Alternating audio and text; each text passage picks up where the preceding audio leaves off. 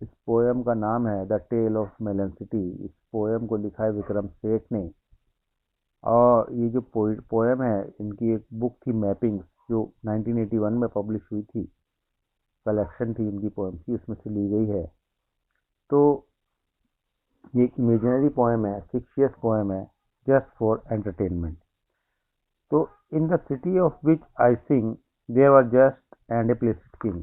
तो विक्रम सेठ कहते हैं, जिस शहर के बारे में बता रहा हूँ मैं, हाँ, वहाँ पर एक ईमानदार और शांतिप्रिय राजा था। The king proclaimed an arch should be constructed that triumphally would span the major thoroughfare to edify spectators there. तो राजा ने ऑर्डर दिया कि वहाँ पर मेन जो थ्रूफेयर है, मेन जो रास्ता है जो उनके शहर से गुजरता है, वहाँ पर एक आर्क बनानी चाहिए और वहाँ पर वो स्पेक्टेटर्स को आकर भाषण देकर संबोधित करेंगे।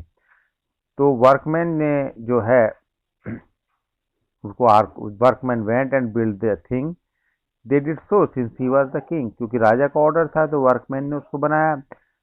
और जब आर्क बन गई, the king rode down the thoroughfare to edify spectators there.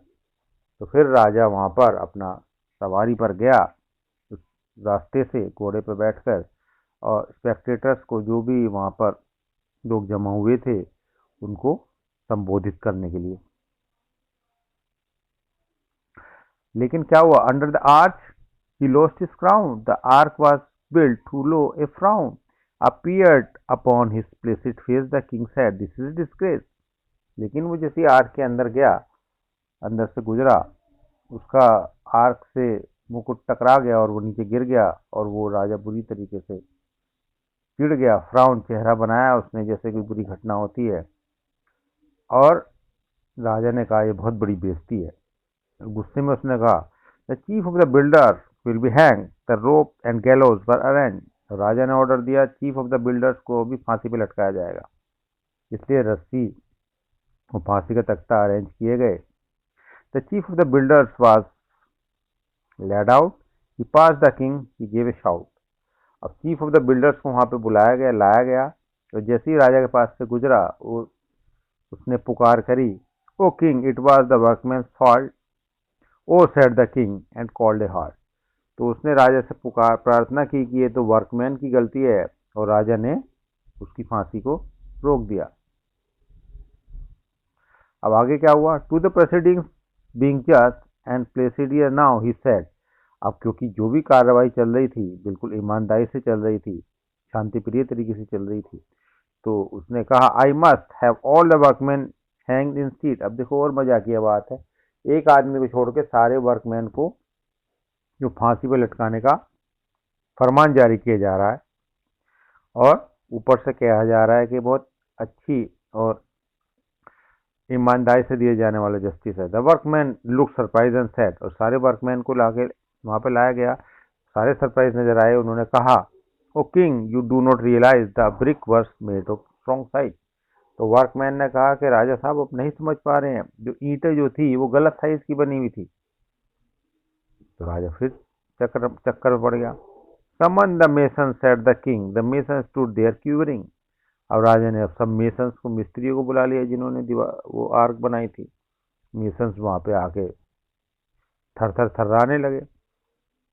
उन्होंने कहा, it was the architect, they said the architect was someone.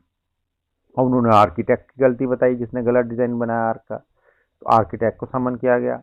Well, architect said, his majesty, I do ordain that you shall be hang. Said the architect, O king, you have forgotten one small thing. जब architect वहां पे बुलाया गया, तो राजा साहब ने कहा कि तुमको फांसी पे लटकाया जाएगा। लेकिन आर्किटेक्ट ने कहा अपने बचाव में, ओ किंग, आप एक चीज भूल रहे हैं, छोटी सी चीज। You made certain amendments to the plan when I showed them to you. जब आपको मैंने प्लान दिखाया था, उसमें कुछ चेंजेस किए थे आपने। The king heard this, the king was red. और जब राजा ने सुना तो राजा का चेहरा एकदम लाल पड़ गया। In fact he nearly lost his head. अब वो एकदम चक्कर में पड़ गया कि सबके ऊपर इल्जाम लगा रहा था, वो खुद ही गिल्टी है, खुद ही अपराधी है। Being just and A placid king, he said, this is a tricky thing. लेकिन क्योंकि वो न्यायप्रिय और शांतिप्रिय राजा है, उसने कहा, ये बड़ी ट्रिकी घुमावदार चीज़ है। आई नीड सब council, bring me the wisest man in the country. कह रहे मुझे किसी की सलाह की ज़रूरत है, तो हमारे देश का सबसे समझदार आदमी को यहाँ पर लाया जाए। The wisest man was found and brought nay carry to the royal court, और उसको रॉयल कोर्ट में लाया गया। He could not walk and could not see, so old and therefore wise was he. और उसको इसलिए लाया गया क्योंकि वो न चल सकता था ना देख सकता था, बहुत बूढ़ा था, इसलिए उसको समझदार आदमी का खिताब दिया गया। But in a quavering voice he said the culprits must be punished, और वो लड़खड़ाती हुई ट्रेम्बलिंग आवाज में उसने कहा कि अपराधी को तो दंड मिलना चाहिए। Truly the arc it was that sprang the crown of and it must be hanged। तो उसने ये सलाह दी कि जो आर्क है वही अपराधी है, उसने राजा साहब के मुकुट से टकराने की हिम्मत की और उसको फांसी पे लटकाना जाया जाना चाहिए। To the scaffold the arch was led when suddenly a counsellor said. अब जो फांसी के तख्ते तक जहाँ पर क्रिमिनल्स को लटकाया जाता है वहाँ तक आर्क को लाया गया। जब भी मंत्री ने एक ने कहा, how can we hang so shamefully that what touch your head your majesty. उसने राजा साहब से कहा कि हम कितनी इतनी बेशर्मी से कैसे किसी को फांसी पर लटका सकते हैं जो आपके मुकुट से टकराई है। True muse the king, by now the crowd restless was muttering aloud. अब राजा ने कहा, साहब ने कहा, ये बात तो सच है। और अब क्राउड जो है वो आपस में खुशफुसाने लगा, बातें करने लगा कि भाई अब फांसी पे किसे लटकाएंगे। The king perceived their mood and trembled and said it was it all who were assembled. और राजा साहब जो है प्रजा का मूड समझ गए और वो लड़खड़ाए। उन्होंने कहा, जो लोग वहाँ पे इकट्ठे थे, let us postpone consideration of final points like guild the nation. उसने कहा अब हम छोटी छोटी बातों पे जिरह करना बंद कर देते हैं कि किसने अपराध किया किसी ने नहीं किया। द नेशन वांट्स हैंगिंग, लेकिन जो प्रजा है उसको किसी को फांसी के तख्ते पर लटकता देखना चाहती है। Hang must be someone that immediately, और किसी को फांसी पे के फंदे पर लटकाएंगे, अभी लटकाएंगे immediately.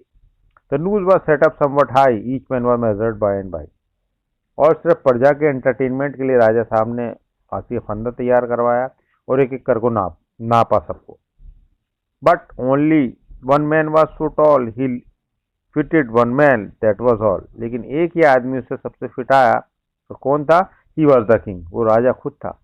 His majesty was therefore hanged by royal decree, और राजा साहब का खुद का ऑर्डर था, इसलिए उसको फांसी के फंदे पर लटका दिया गया। Thank God we found someone, said the ministers, for instead we have that not that unruly town might well have turned against the crown। अब मंत्रियों ने कहा, थैंक गॉड हमें कोई तो मिला फांसी के फंदे पे लटकाने के लिए, अदरवाइज प्रजा हमारे खिलाफ हो जाती। लॉन्ग लिव द किंग, उन्होंने एकदम नारे लगाए, long live the king they said. और लॉन्ग लिव क्या कह रहे हैं वो? Long live the king is dead. और लॉन्ग लिव कहते हुए राजा साहब को फांसी पे लटका के उसको मार दिया गया। They pondered the dilemma then, being practical-minded men, sent out the heralds to proclaim in his former majesty's name। तो अब वो उस डायलेमा में दुविधा में फंस गए। अब राजा के बदले में यहाँ पर कौन राज्य करेगा? मजेस्टी के नाम पर, राजा साहब के नाम पर कौन आगे राज्य का कार्यभार संभालेगा? तो वहाँ पे एक रूल था, the next to pass the city gate will choose the ruler of our state. तो अगला आदमी, सबसे पहला आदमी जो सिटी गेट से निकलेगा वही चुनेगा इस देश का राजा कौन होगा। As is our custom this will be enforce with due ceremony, और यही हमारा कस्टम है और इसको लागू किया जाए पूरे रीति रिवाज के साथ। A man pass by the city gate and idiot the guards cried wait. और एक आदमी जब भी गुजरा सिटी गेट से, वो एक पागल था, बेवकूफ था, और गार्ड्स ने उसको कहा वेट। उससे पूछा, who is to be the king decide, a man and the idiot replied. तो उससे पूछा कि कौन राजा बनेगा तो इस देश का। तो इडियट ने कहा, एक मेलन को राजा बनाइए। This was his standard answer to all question he like melon, you are now our king. और ये ही उसका स्टैंडर्ड आंसर था सभी क्वेश्चंस का जो भी उससे पूछते थे, क्योंकि वो मेलन ही बहुत पसंद करता था। अब मिनिस्टर ने कहा, मेलन अब साहब अब तुम्हारे हमारे राजा हो। Crowning a melon they led, और मेलन को मुकुट पहनाते हुए ले गए सिंहासन तक। Cat the melon to the throne and रेवरली सेट इट डाउन, और बड़ी रिस्पेक्ट के साथ उसको सिंहासन पर रख दिया। This happened years and years ago when now you ask the people so.